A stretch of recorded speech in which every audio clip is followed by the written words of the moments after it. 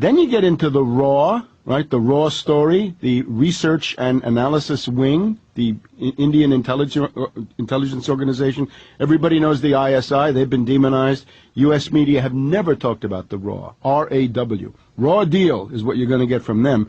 And they're into going into Afghanistan, picking up crazies there, Mujahideen, whatever they are, Taliban fighters, and getting them into Pakistan so that they can essentially wage armed civil war against the Pakistani government. So those guys are terrorists, but not the way you'd normally think.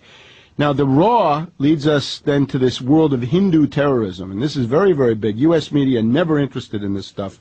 Happens every week, but you... Happens every week. But you never hear about it. In particular, the guy that you're mentioning, right, I think this guy, Karkare, the anti-terrorism boss of Mumbai, I think is a hero of our time. Who busted a Hindu extremist group army captain really staging the last train bombing, blaming it on Muslims. Right. So he goes in there with his commanders. They all get killed in the first minutes. It's clear that there were snipers who were given the specific task of eliminating Karkare and 3, 4, 5 of his closest associates. Because he'd been on the news saying the government's staging the terror. Saying in particular that this was being done through Hindu patsies, not Islamic, but Hindu patsies. This is a big thing. There's a whole world of Hindu terrorism that they want to deny. And he's killed during the melee. Hold on, let's continue. So this is Karkare. Now, he had been investigating the Malegaon massacre. The Malegaon massacre, 2006, 37 dead.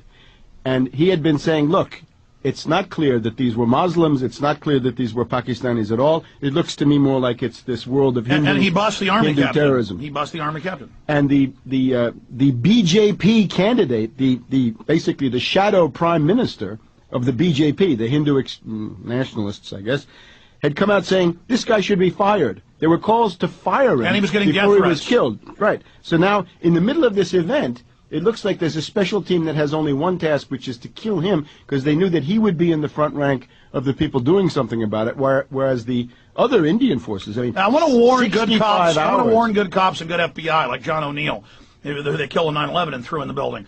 Every time we see an op, even Waco, some cops exposing Clinton that had been state police exposing him, who got in a BATF job, you see the BATF go in the window and they climb in and they shoot their own men. So they love to use operations to kill their own people. Inside the operation to tie up loose ends. Go ahead. And this brings us to the world of where do you get Hindu terrorists? Again, this BJP is the governing party. They'll probably be back in power soon.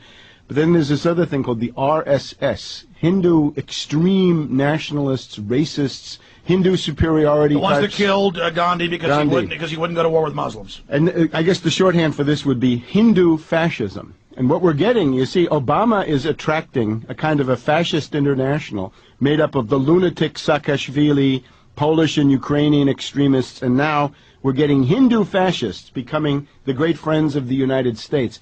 And your future is going to be hostage to a bunch of Hindu fascists under the Indian-U.S. nuclear deal. And that's what this guy Karkare was the threat to that, because he was... They didn't just kill him, they killed 4 other chiefs. His whole staff. They wiped his whole team out in separate groups. They're all picked out and triple tapped in the chest.